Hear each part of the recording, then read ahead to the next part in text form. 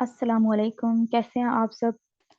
उम्मीद है कि आपने जो पीछे हमने लेक्चर पढ़ा है होली प्रॉफिट वाला, उसके एमसीक्यूज अच्छी तरह से तैयार कर लिए होंगे। आज हम होली बुक जो है कुरान पाक इसको स्टार्ट करेंगे। ये थोड़ा इसके अंदर ना एमसीक्यूज बहुत ज़्यादा हैं, तो इस वजह से इसको ना टू पार्ट्स में डिवाइड करेंगे ताकि बहुत ज़्यादा टाइम जो है ना आपका इसके ऊपर नहीं लगे। तो एक पार्ट में आज शेयर कर दूंगी, दूसरा पार्ट में इंशाल्लाह सुबह मॉर्निंग में ही आपके साथ जो है वो शेयर कर दूंगी इसका दूसरा पार्ट। आज का लेक्चर स्टार्ट करने से पहले एक अच्छी बात कर लेते हैं। अच्छी बात यह है कि हजरत अली रजी अल्लाह ताला अन्हो ने फरमाया है कि जो अच्छे लोग होते हैं वो आपकी जिंदगी में आपकी किस्मत की वजह से आते हैं, ठीक है। और अगर आप लोग उन्हें संभाल के अपने पास रख लेते हो तो वो आपका हुनर है, ठीक है। तो मतलब बात यह है कि जो आपकी जिंदगी में अगर अच्छे लोग आ रहे हैं तो वो आपकी किस्मत की वजह से आप पे आ रहे हैं, ठीक है। किस्मत पे डिपेंड कर रहे हैं। तो इसका मतलब यह है कि आपने अच्छे लोगों को अपनी जिंदगी में संभाल के रखना है, क्योंकि वो किसी ना किसी मोड़ पर आपका सहारा बनते हैं, आपके काम आते हैं। बुरे लोग तो आपको राह राह पे मिलेंगे, ठीक है। हर कदम पे बुरे लोग आपको मिलेंगे, लेकिन अच्छे लोग बहुत कम मिलते हैं। और जो मिलते हैं वो आपकी किस्मत से मिलते हैं। आपने उनको संभाल के अपने पास रखना है, क्योंकि अगर एक दफा आप उन्हें खो देंगे तो पछतावे के अलावा आपके पास कुछ नहीं रहेगा। चलें आज स्टार्ट कर लेते हैं क्लास। अच्छा, होली बुक के बारे में हमने पढ़ना है। सबसे पहले देखें कि होली बुक जो है इसका मीनिंग क्या है। इसका मतलब है कि बार बार पढ़ी जाने वाली किताब। फिर देखें कि कलमा तैयबा जो है वो कुरान पाक में कितनी दफा मेंशन है। 2 टाइम मेंशन है। कुरान पाक की सूरह कितनी है? 114 है, ठीक है। 114 सूरत है। मक्की 86 है और मदनी 28 है। रकू जो है वो 558 है। लॉन्गेस्ट सूरह जो है वो अल बकरा है और जो शॉर्टेस्ट है वो अल कौसर है। वो मीन के सजदे सजदे जो कुरान पाक में है वो 14 है। और जो पहला सजदा है वो 9th पारे में है, सूरह अल इनाम के अंदर, ठीक है। वो आपसे खाली सूरह भी पूछ सकता है कि किस सूरत में पहला सजदा है, या आपसे सिपारे का नाम भी पूछ सकता है, ठीक है। और या आपसे ये भी पूछ सकता है कि पहला सजदा जो है वो किस पारे में आया है, ठीक है। तो आपने बताना है कि 9th पारे में। इसी तरह से फिर आता है कि नमाज जो है उसका जिक्र कुरान पाक में कितनी दफा आया है। तो वो आया है 700 टाइम्स। फिर आता है कि प्रीफेस ऑफ कुरान, कि कुरान का दिबाचा जो है वो किस सूरत को कहा जाता है? सूरतुल फातिहा को कहा जाता है। सेकंड रिवील्ड सूरत अल मुदस्सिर। थर्ड रिवील्ड सूरत अल मुजम्मिल। फर्स्ट रिवील्ड सूरह अल अलग। और अल अलग के हवाले से वो एक और क्वेश्चन देता है कि अल अलग की कितनी आयत हैं? ठीक है, 5 आयत हैं। और ये 18 रमजान को नाजिल हुई, ठीक है।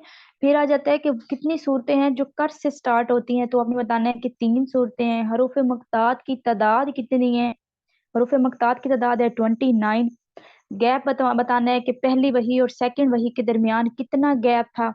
6 मंथ का गैप था। कुरान पाक में कितने गजवात का जिक्र है? 12 गजवात का जिक्र है। और गारे सूर का जिक्र जो है वो किस सूरत में आया है? सूरत अल तौबा में आया है। इस्लाम का जो वर्ड है, इस्लाम वर्ड, वो कुरान पाक में कितनी दफा मेंशन है? 6 टाइम मेंशन है, ठीक है। 8 सिपारा जो है वो बिस्मिल्लाह से स्टार्ट होता है। बिस्मिल्लाह से कौन सा सिपारा स्टार्ट होता है? 8।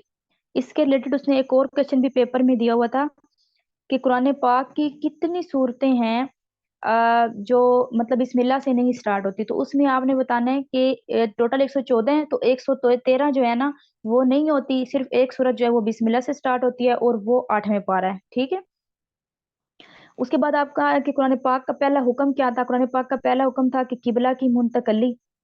उसके बाद आता है कि कुरान पाक के अंदर जो डॉट्स हैं वो किसने लगाए हैं? तो वो आपने बताना है कि अब्दुल मालिक मरवान ने लगाए हैं। इसी तरह आगे देखें, लास्ट पारा के अंदर कितनी सूरतें हैं? 37 है।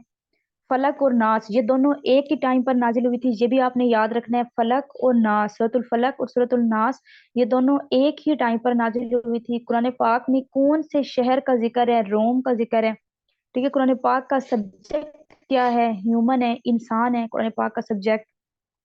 फिर आपने देख लेना है कि कुरान पाक के में वर्ड्स कितने हैं और कुरान पाक में लेटर्स कितने हैं, ठीक है। वर्ड्स हैं 105684 और लेटर्स हैं 323670। लॉन्गेस्ट आयत कौन सी है? पीछे हमने पढ़ी लॉन्गेस्ट सूरत थी सूरतुल बकरा। और लॉन्गेस्ट अगर वो आयत पूछे तो आपने बताना है आयतल कुर्सी। और सूरतुल बकरा में टोटल कितनी आयत हैं? 286 हैं। लॉन्गेस्ट मक्की सूरा कौन सी है? अल अराफ। और लॉन्गेस्ट सेकंड मक्की सूरा कौन सी है जो मक्का में नाजिल हुई थी? अल इमरान, ठीक है। सूरतुल कौसर में कितनी आयत हैं? 3 है। ये पास पेपर में वो दे चुका है। एंजल्स कितने हैं जिनका कुरान पाक में जिक्र है? 7 है। वो कौन सा स्टोन है जिसका जिक्र कुरान पाक में है? तो उसको कहते हैं याकूत। कुरान पाक का वर्ड यानी कुरान का खुद का वर्ड जो है कुरान लफ्ज, ये कितनी दफा कुरान पाक में मेंशन है? 55 टाइम। कुरान का जो अपना लफ्ज है वो कितनी दफा कुरान वर्ड है वो कितनी दफा कुरान पाक में मेंशन है? 55 टाइम। उसके बाद नेक्स्ट पे आ जाए। नेक्स्ट में वो कहता है कि पहली जो कंप्लीट मदनी सूरा है वो कौन सी है, तो उसमें आपने बताना है सूरतुल बकरा। ब्राइड ऑफ द कुरान किसको कहा जाता है? सूरह रहमान को कहा जाता है। ये किस पारे में है? 27 में। हार्ट ऑफ द कुरान सूरह यासीन को कहा जाता है। ये 22 एंड 23 पारे में है। ये वाला जो सवाल है ना, ये पहले पास पेपर में भी आ चुका है। कुरान पाक की अभी कौन सी शेप है? Present shape. तो आपने बताना है तौफीक की है। ठीक है। सूरा का जो वर्ड है सूरत लफ्ज सूरा, ठीक है, वो कितने दफा कुरान पाक में मेंशन है? 9 टाइम मेंशन है। फर्स्ट जो 7 आयात हैं उनको क्या कहा जाता है? जो पहली 7 आयात हैं उनको क्या कहा जाता है? तवाल। फिर आता है कि डिस्क्राइब खत्म नबूवत। खत्म नबूवत जो है वो कुरान पाक में कितनी दफा डिस्क्राइब किया गया है? कितनी आयात में डिस्क्राइब किया गया है? 99 आयात में। ठीक है। फिर बताना है कि वो कौन से सहाबी हैं। ये वाला भी क्वेश्चन बार बार वो पेपर में दे चुका है कि वो कौन से सहाबी हैं जिनका जिक्र कुरान पाक में आया है। ठीक है। हजरत जैद बिन हारिस रजी अल्लाह तआला अन्हु। आज के लिए बस इतना ही है, इन्हीं को आपने रिवाइज करना है। बाकी जो रह गए हैं वो इंशाल्लाह हम सुबह वाली क्लास में डिस्कस कर लेंगे। बाकी इनसे रिलेटेड अगर आपका कोई भी क्वेश्चन है आप कमेंट में पूछ सकते हैं या मुझे व्हाट्सएप पे इनबॉक्स कर सकते हैं। अपना ख्याल रखिएगा। अल्लाह हाफिज।